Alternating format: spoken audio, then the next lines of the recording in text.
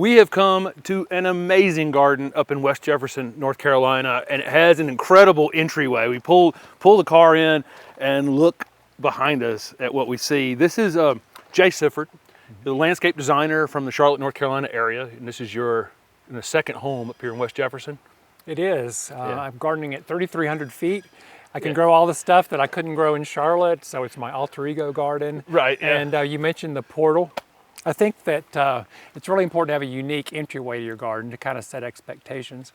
Right. Psychologists tell us we have about 8 seconds to make a good or bad initial impression when we meet somebody new. Yeah. And I think your garden is that way. Its personality should come through in the first 7 or 8 seconds. Right. Yeah, it's amazing. So this is zone 6B. Correct. And you're gardening over there in 8A in Charlotte. Right. Right.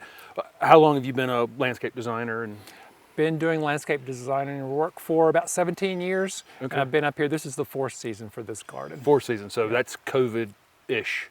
It saved my mental health during COVID. Right. It was my therapy, and it was more expensive than any therapist you could ever go to. Right. Yes. Yeah. We're gonna go back in here and talk about the plants that make up this garden and what makes them important, kind of to the backbone of this design. Tell me something about your design install business in Charlotte. Do you have a crew that you're actually doing all of design and install? Right. I have a crew of 7 full-time people. Okay, wow. And one's been with me since the very beginning. He knows how I think, which is a very scary thing, actually, because we do things differently from most other companies. Right. We tend to specialize in contemporary gardens, in Asian-styled or inspired gardens, in woodland gardens, and what I have here, the stylized meadow. Conifers. There's a lot of conifers in this garden. We have a lot of conifers in our garden down in Raleigh, but obviously up here in zone 6B and the 3,300 feet. Right. There's Fraser Fir farms around us. If your Fraser Fir Christmas tree is being grown in this county that we're in right now in Ashe County, North Carolina. What are conifers for you in garden design? Well, I'm a self-professed conifer fanatic, so I may be the wrong person to ask, but to me, they bring so much to the garden, especially the winter garden. Yeah. Most of them, but not all, are evergreen, so that's an important element for your winter garden. But just the form and the texture, and then the difference in foliage colors among conifers is incredible. And most people think all conifers are dark green. We can look around here and tell you that they're absolutely not all dark green. No, they're definitely not all dark green. And so there's a lot of weeping ones, and then you have more that are upright ground covers. Right. So the upright ones I use for rhythm through the garden, which is defined as, I guess, meaningful repetition. It just kind of pulls your eye through the space. Right. As far as the weeping ones, I always tell people that I like conifers that raise arthritis to an art form. So if it's contorted or gnarled or funky or prostrate, I'm probably going to fall in love with it. Yeah, yeah. When we were talking about the Everillo Carex, which we'll frequently use, and you've got some Carex out here, but that Everillo Carex, the gold Carex, we'll frequently use to brighten shady spaces as a ground cover. This all gold juniper up here and behind Steph back here, it just does the same thing. It's a great thing, and it's especially valuable, I think, for the winter garden. I used to have a coral bark maple behind it. Unfortunately, a big tree branch fell on it and cut it in half, so I no longer have it. But that bright scarlet red bark behind that beautiful golden colored conifer was really special. Yeah, I imagine that was quite beautiful. Orange rocket barberries. We have one in a container at the house, and it has this exact same shape. And now I'm looking at it going, you've got, I don't know, there are 4 or 5? 5 of them. 5 of them, and they're just amazing little soldiers out here. It is a great thing. Not everybody's comfortable with barberries. This one is virtually sterile, which is a good thing when you come to barberries. But I love, again, the columnar shape of the plant. This one is a little bit vase-shaped also, but it's great for rhythm and carrying your eye through the space. I do tend to prune them tighter in the winter just to keep that more columnar shape. But when this foliage comes out, it's so beautiful, it would just make me sad to cut it off, so I just wait till the winter to prune it. Yeah, they're incredibly showy. And what's really cool is the chartreuse kind of inner foliage on this. This comes out bright orange with actually chartreuse picotee, the edge of the leaf, and then it turns more burgundy as the season goes on. In front of that, there's a blue Carex, and then you have other ornamental grasses. Carex are grass-like plants, and then actual grasses. What do you think the role of grasses are? Grasses, I think, are invaluable for several reasons. First of all, they're just so big on texture. Right. And course, there are different color foliages with the different grasses and grass-like plants as well. But the thing I really like about them is the kinetic movement, how they sway in the breeze is really important. And that's just another layer in the big old layer cake of garden design. It's especially interesting in the winter when most of them turn dark tan, light brown, but you still have that movement that carries you through the winter and adds interest to the garden. Yeah, and one other, you've got them also up here on the bank. I do. You know, so erosion control. Correct. Is another potential use for grass. What do you think about how many grasses should you have? I mean, is one piece good enough, or do they need to be in? No, I think the old slogan, go big or go home, is very applicable to grasses. I think they're more effective and more dramatic when you plant them in masses. Yeah. So instead of planting 1 or 2 or 3, go for 100 or 150, and it'll take your garden to the next level. There you go, nice. We're here maybe 2 weeks early or so before the summer perennials are really going to be kicking in. You're standing in some Salvia Caradonna, which we have one of at the house because our garden is quite a bit smaller scale than this one is. But tell us about the pollinator plants out here. Again, it's another layer to that big layer cake of garden design, I think. Color, texture, right now I have bumblebees and honeybees all over these salvias, so it gives a separate degree of animation to the garden, I think. But again, plant a lot. You know, I think I have 85 of these Caradonna salvias. I have 165 or so Zagreb Coreopsis next door that'll be blooming beautiful butter yellow in a couple weeks. I've got some Millennium Allium that blooms a little bit later, kind of stuck in between. And then in the grasses, the big masses of grasses, I have peppered them with some native Liatris spicata or blazing star. I have Verbena bonariensis, which is my favorite perennial. That thing attracts bumblebees, yellow swallowtails, hummingbirds, and if you let it go to seed, you'll get a lot of goldfinches, which is sort of an added bonus in my book. It just brings a special thing to the garden that you aren't going to get with just the grasses or the shrubs. You know, it all works together to create a beautiful and magical space. Do you have different materials you're using for paths? You've got mulch paths in here. There's some gravel paths, some stone and things mixed in. It changes, but we make it to this seating area over here, and we're kind of down in a little bit of a bowl. You put the seating area kind of in the low spot here in the front.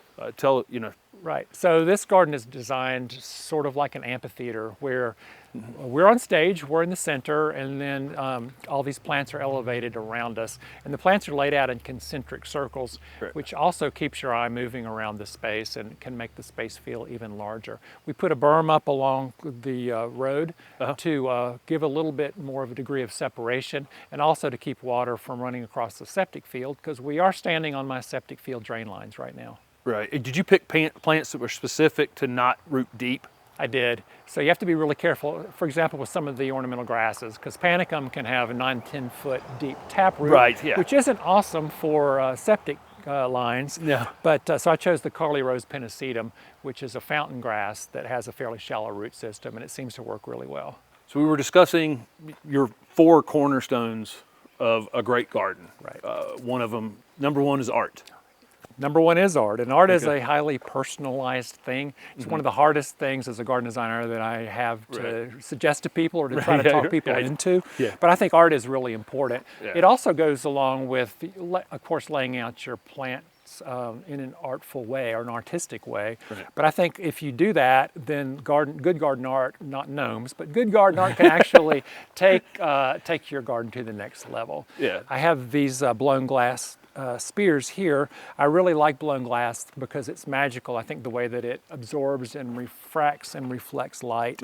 So I have these, and a vertical element like this really will cause your eye to move upward. So if you have a really nice tree canopy like what I have, a vertical element is good. If you don't, if you're looking out and you have a phone pole in your neighbor's garage behind you, you may want to use something with horizontal lines because that'll keep your eye low and moving around the space, and again, that can make the space feel larger. Right. Nice. So tell us about, you're using blues and purples with intent. Blues and purples, I think, go with pretty much anything, and it calms loud colors down. Right. The Japanese maples and the all gold junipers behind us, the heaths and heathers are all kind of brighter colors, so this calms everything back down. So again, a garden has some good tension, you know, Right. between the hot colors, the cool colors. And if you do it right, it can all turn into a tranquil, peaceful experience. Nice. And we got the blue spruce in here and the heuchera and, you know, all these pieces together. Correct. And then all this looks really good against that rather dramatic skyline spruce behind us. Nice. Beautiful. Number 2 cornerstone you said is magic. Tell us about magic. I think magic is that spark of wonder, of amazement, of enthusiasm that a good garden can give you. But I also think that magic is something that's much greater than the sum of all of its parts. Yeah. It's like you're cooking chicken, sauteing chicken, and you're throwing all these ingredients in, and then voila, this beautiful, delicious, sensual food just kind of pops up out of the pan at you. To me, that's magic. Right. And all these pieces working together are Exactly. bigger than the sum of their parts. Exactly. You have bright colors, you have textures, you have shapes, and it all works together to kind of give you that wow, amazing experience. Beautiful. We started up on the bottom of your driveway there, moved into the front garden, which is full sun. Correct. And then you have a mountain, because you're in the mountains, coming down to this area. There's a bog down here. You know, only, as you say, only crazy horticulturalists, you know, are going to want a bog garden, right? Absolutely. So I think I have the best of both worlds. Full sun in the front, dappled shade to dense shade actually back here. 2 bogs. The property was for sale for 3 years because who else would want a bog, right? Right. But I have learned about an entirely new plant palette, and I'm still experimenting with things. I think if you're a great gardener, you just, you know, have killed a lot of plants along the way. Yeah, If you're not a great gardener yet, you hadn't killed enough plants. So I've killed a few plants down here. But I've experimented with wonderful ferns that do well in boggy situations, the ostrich, cinnamon, sensitive, and royal ferns. I'm growing my Japanese primulas, the primroses, that I've always wanted to grow and never could. Right. And my goal is to eventually have a Primula Palooza festival up here in May. Northern maidenhair ferns, big leaf plants, palmate plants like the Regerzia and the ornamental rhubarb, the Ruum palmatum, the water iris. It's all working together to create a really cool environment down here. It's really beautiful. I see some Sarracenia. I'm trying those to see how they do. I don't have full sun down here, so we'll see. But if I never tried it, I think I would regret it. So Yeah, right. I try it, and it works or it doesn't work. We got a creek running right along the bottom of the property back here. We can hear the water running. Right. That was one of the 2 must-haves when I bought the property. The stream with rapids and then the rhododendron. I told my realtor that if I couldn't have both of those things, I wasn't interested in a piece of property here. But I have probably 500 large rhododendron maximums native to the property. I have my stream with rapids, so I am in my happy place. Yeah, you can try everything here. Exactly. That's zone hardy. You can try pretty much everything up here. What's number 3 on the Number 3 is story. I think that every person, every piece of land, every house has a story to tell. And I think nowadays we don't tell stories enough. It used to be you'd sit on your grandfather's lap and hear stories about, you know, if you're my age, the Depression, if you're older, the Civil War, whatever it was. Right. But now we Google information, and I think we've lost that spark in passing information along. So I really try to tell a story through all of my garden designs, again, to use a garden as a great vehicle for storytelling. Yeah, and we do as well. We bring plants back from pretty much everywhere we go, and those become the story of the garden. And people following the channel have seen where those plants have come from. They've seen us, you know, potentially load them in the back of a car somewhere, you know, and then they end up, you know, as part of the story of your garden. Right. Yeah.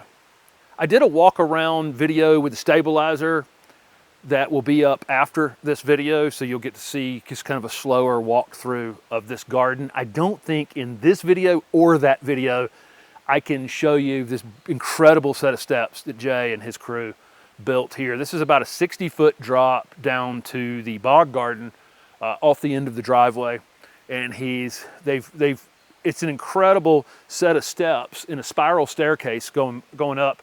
It's got Everillo Carex. There are native, some non-native, but a lot of native perennials in here. Some interesting weeping hemlocks. It's just really just a beautiful space, and it leads you down to two very different spaces. One a full sun, kind of a prairie garden in the front, and then down to this bog garden down here, and into a space that has hundreds of rhododendrons in it that I meant to ask him about in that last shot. But so we're a little early here on the rhododendrons. I think pretty much everything's a little bit behind period this year because we've had a nice cool spring, which I'll never complain about a cool spring. But in a few weeks, this wooded space will be lit up by the rhododendron. The fourth cornerstone of a great garden, in my opinion, is horticulture. Most gardens do have plants. I've been to one that was plantless, but it was in San Jose, California. You kind of figure these things. But sometimes if you're like me and a plant collector, plant geek, you might have all different types of plants, a huge palette to work with, and your problem becomes how to knit all these things together. And it's kind of like if you're an interior designer, you're inside, you have a very eclectic grouping of furniture. How do you knit it all together? You get a beautiful oriental rug that has the different colors and shapes and textures of your furniture to knit it together.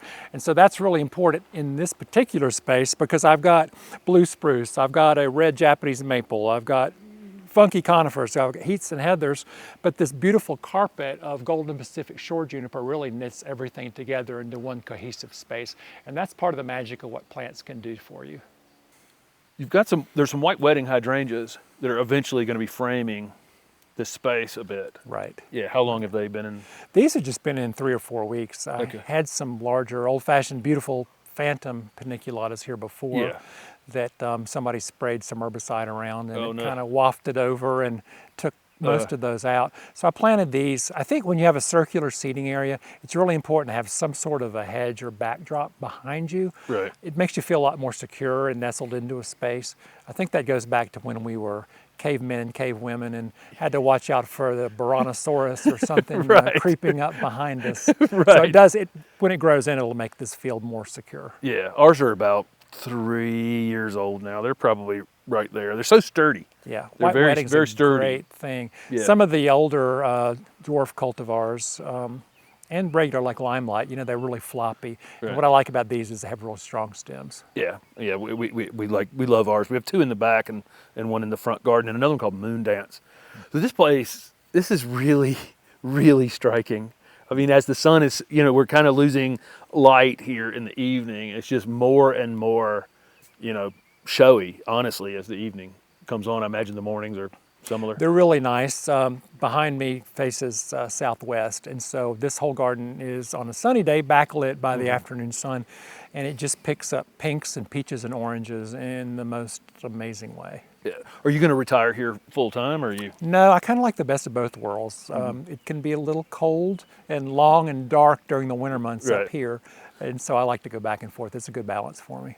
Nice. Well, thank you so much for inviting us up here. It is really a very, very beautiful garden. I love the use. I mean, this is really, I would say I'm not anywhere, we're not anywhere near the level of designer that Jay is, but this is kind of our, end goal at the end of the day, which is a lot of color and texture and just a lot of different unique things together.